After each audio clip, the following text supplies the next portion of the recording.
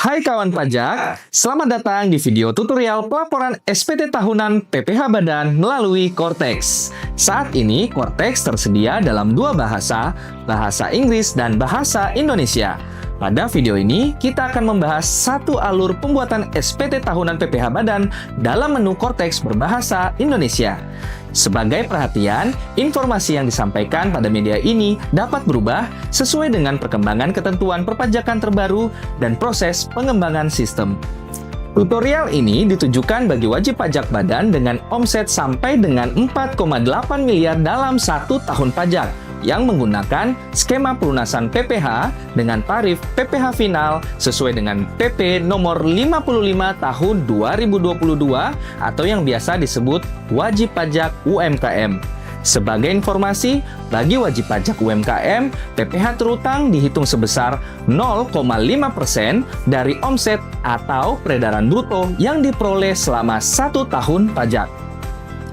Bagi wajib pajak badan yang menggunakan tarif umum pasal 17 Undang-Undang PPh atau PPh final selain yang diatur dalam PP 55 tahun 2022, silakan dapat melihat video tutorial pelaporan SPT tahunan PPh Badan lainnya di channel YouTube @Ditjenpajak.ri. Berikut merupakan 5 tahapan mudah dalam melaporkan SPT tahunan PPh Badan UMKM melalui Cortex. Pertama, silakan siapkan dokumen pendukung SPT. Kedua, login ke akun Cortex dan melakukan impersonate. Ketiga, membuat SPT tahunan PPh Badan.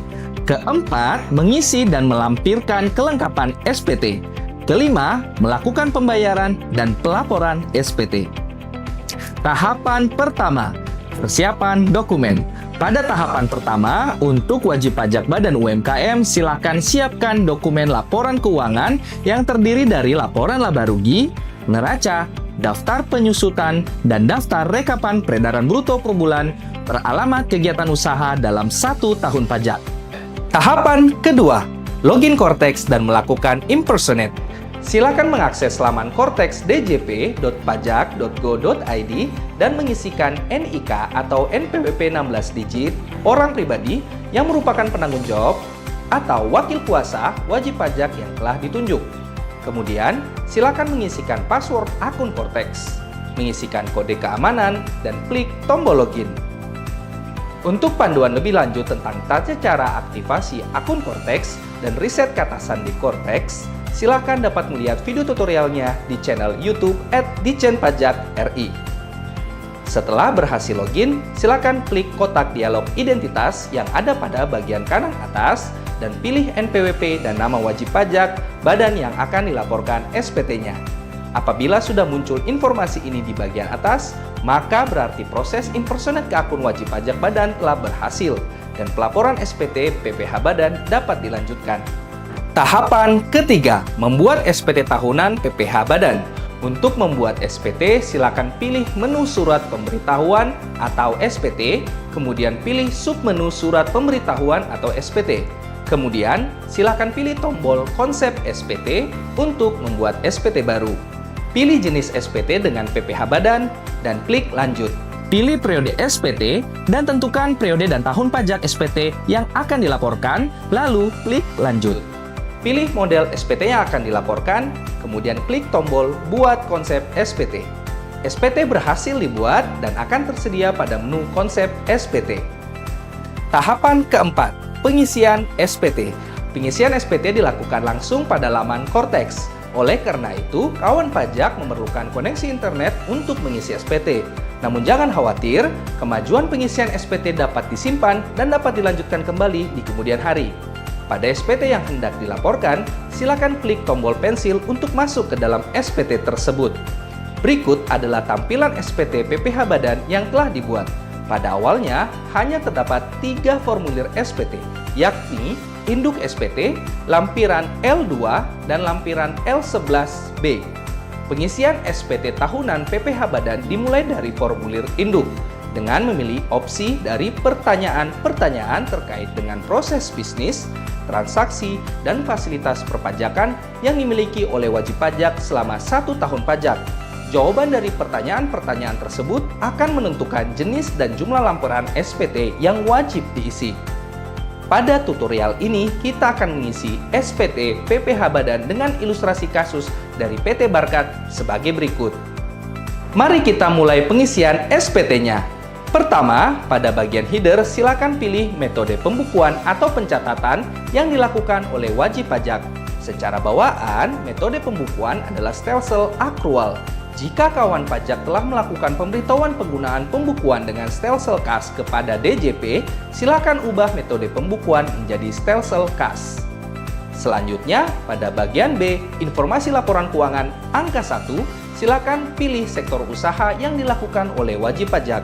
Dan pada bagian B, angka 2, silakan memilih opsi apakah laporan keuangan tersebut diaudit oleh akuntan publik atau tidak. Berikutnya, mengingat PT Barkat semata-mata hanya menerima penghasilan dari usaha dengan peredaran bruto tertentu yang dikenakan PPh yang bersifat final, maka silakan mengisi bagian C, penghasilan yang dikenakan PPh yang bersifat final dan yang tidak termasuk objek pajak dengan opsi ya pada angka 1A, angka 1B, dan angka 2, serta opsi tidak pada angka 3. Pilihan opsi tersebut akan membuat bagian D, perhitungan PPh pada angka 4 sampai dengan angka 10 menjadi berwarna abu-abu dan tidak dapat diisi. Kawan pajak dapat mengabaikan isian berwarna abu-abu tersebut dan silakan lanjutkan pengisian ke angka-angka berikutnya yang berwarna putih. Selanjutnya, pada angka 11, silakan memilih tarif pajak dengan opsi ketiga, yaitu 3 tarif fasilitas sebagaimana pasal 31E ayat 1 Undang-Undang PPh. Berikutnya, pada bagian E, pengurang PPh terutang, karena PT Barkat tidak memiliki kredit pajak yang dibayarkan di luar negeri dan atau kredit pajak tidak final yang dipotong atau dipungut oleh pihak lain, maka silakan pilih opsi tidak pada angka 13. Kemudian, karena PT Barkat tidak diterbitkan surat tagihan pajak PPh pasal 25, maka silakan isi 0 pada angka 15. Berikutnya, pada bagian F, PPh kurang atau lebih bayar, karena PT Barkat tidak memiliki surat keputusan persetujuan pengangsuran atau penundaan pembayaran pajak, maka silakan pilih opsi tidak pada angka 17B. Berikutnya, pada bagian G, perhitungan angsuran PPh pasal 25 tahun berjalan, karena PT Barkat bukan merupakan wajib pajak tertentu yang harus menyampaikan laporan penghitungan angsuran PPh pasal 25, maka silakan pilih opsi tidak pada angka 20. Selanjutnya, silakan isi bagian H, pernyataan transaksi. Dari pertanyaan-pertanyaan di bagian H ini, sesuai ilustrasi kasus, PT Barkat mempunyai harta sehingga wajib melakukan penyusutan atas harta tersebut. Oleh karena itu, silakan memilih opsi ya pada angka 21E dan memilih opsi tidak pada pertanyaan lain di bagian H. Tahap berikutnya adalah pengunggahan lampiran pendukung SPT. Pada bagian I, lampiran lainnya, pada tahap ini, kawan pajak diwajibkan untuk melampirkan dokumen pendukung setidaknya pada angka A1, yaitu laporan keuangan.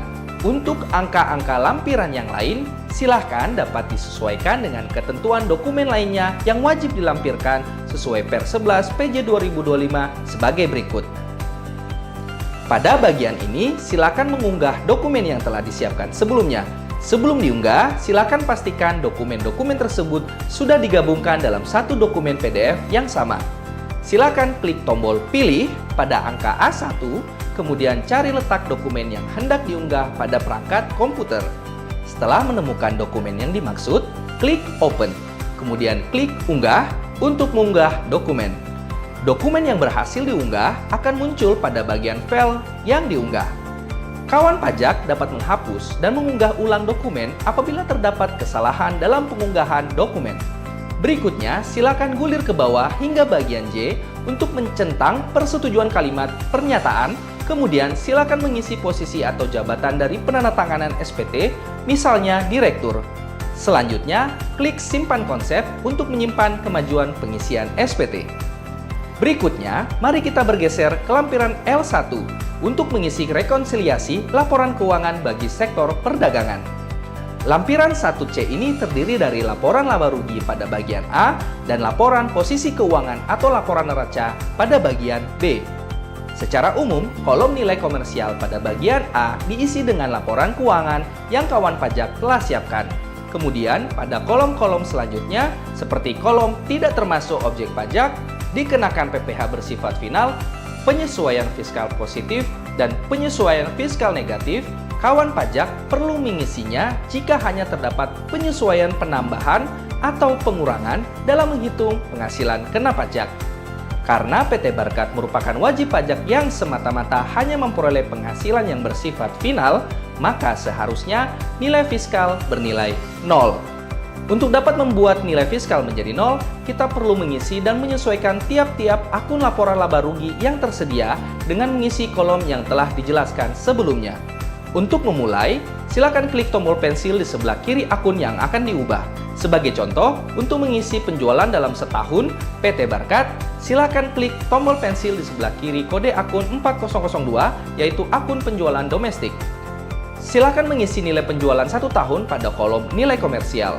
Selanjutnya, karena semua nilai penjualan pada ilustrasi kasus merupakan objek yang dikenakan final, maka silakan isi 0 pada kolom non-objek pajak dan isikan kembali nilai penjualan komersialnya pada kolom yang dikenakan final.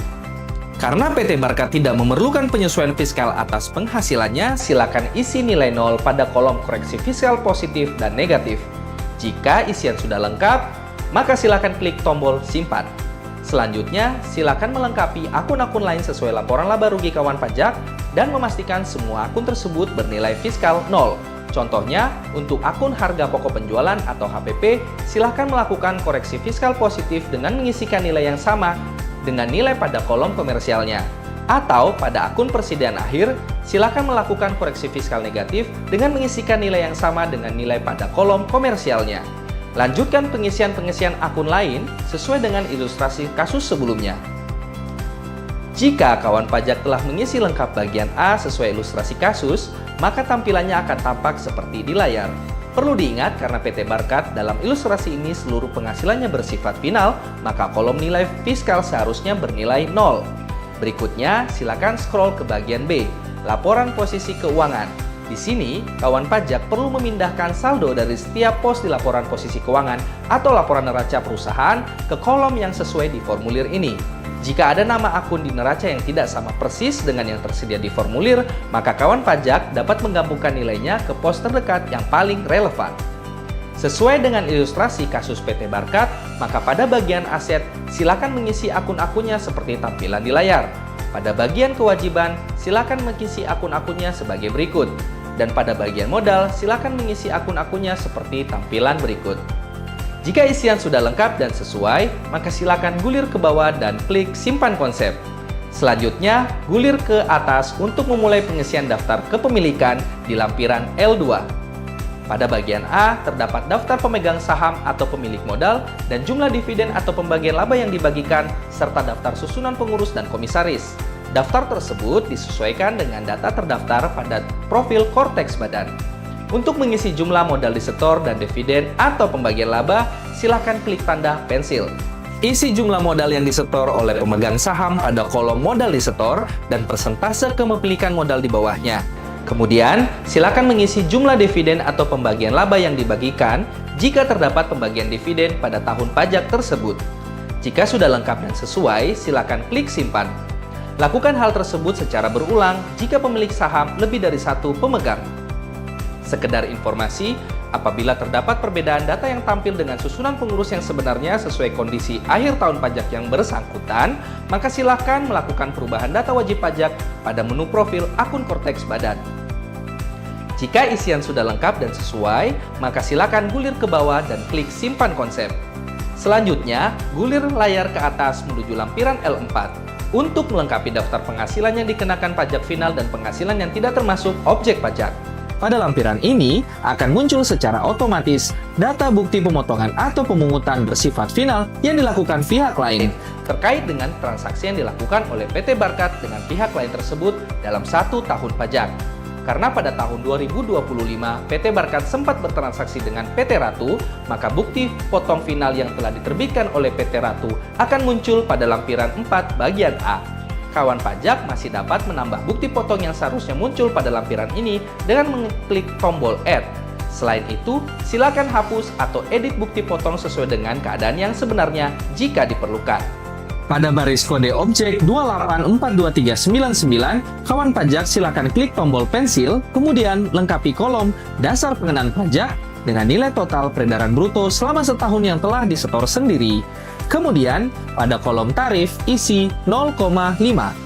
Kawan pajak harap pastikan nilai jumlah PPh final terutang pada kolom ini sama dengan jumlah PPh yang telah disetor sendiri oleh wajib pajak sesuai dengan total PPh final disetor sendiri pada lampiran 5 yang akan dijelaskan berikutnya.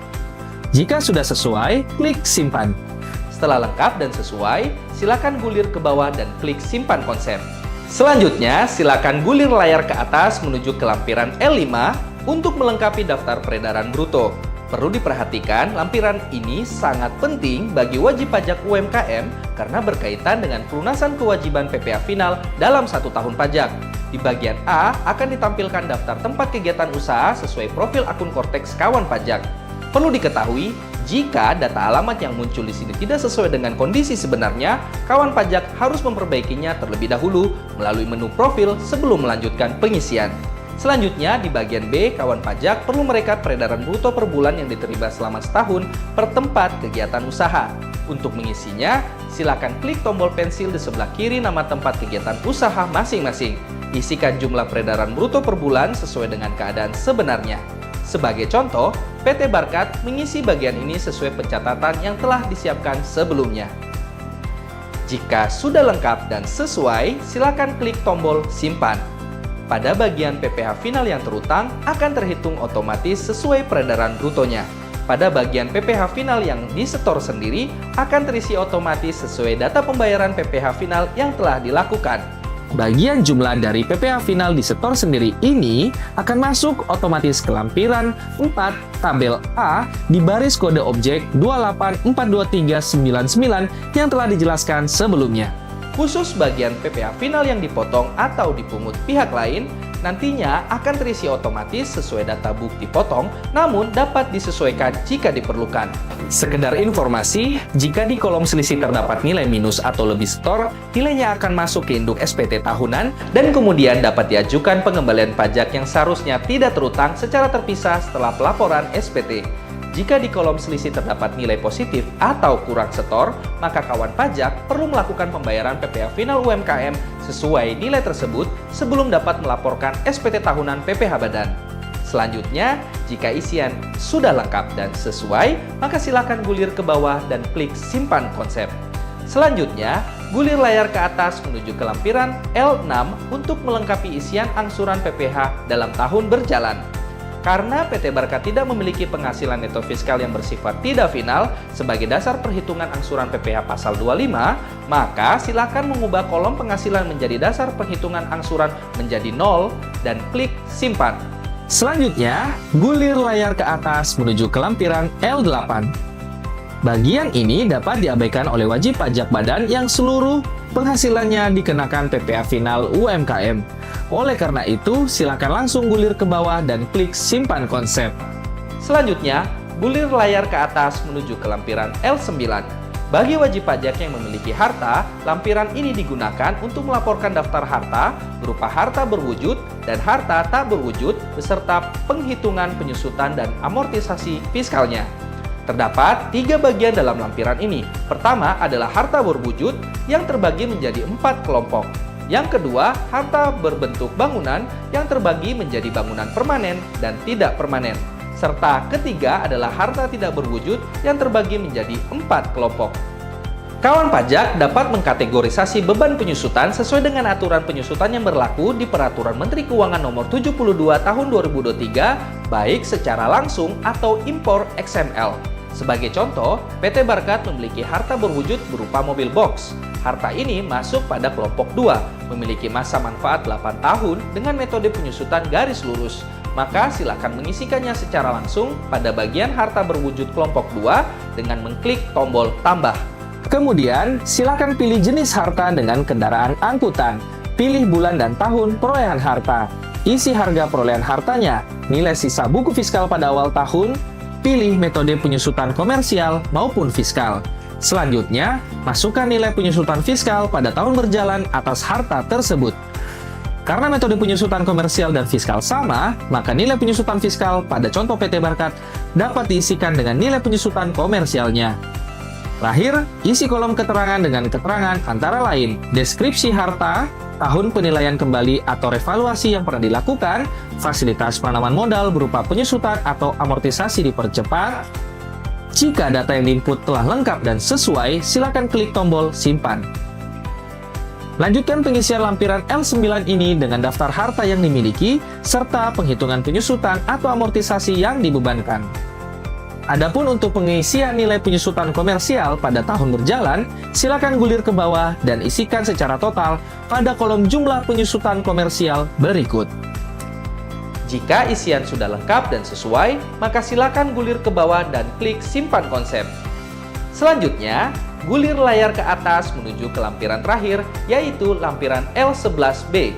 Lampiran ini digunakan untuk penghitungan biaya pinjaman yang dapat dibebankan untuk keperluan penghitungan pajak penghasilan. Namun demikian, sesuai ketentuan yang berlaku pada Peraturan Menteri Keuangan Nomor 169 PMK 010/2015, pengisian lampiran ini dikecualikan atau tidak perlu dilakukan untuk wajib pajak yang seluruh penghasilannya dikenakan PPh final. Silakan langsung gulir ke bawah dan klik simpan konsep. Selamat! Semua lampiran sudah kita isi dengan lengkap. Mari kita kembali ke formulir induk SPT untuk mengecek dan mengoreksi kembali kelengkapan SPT.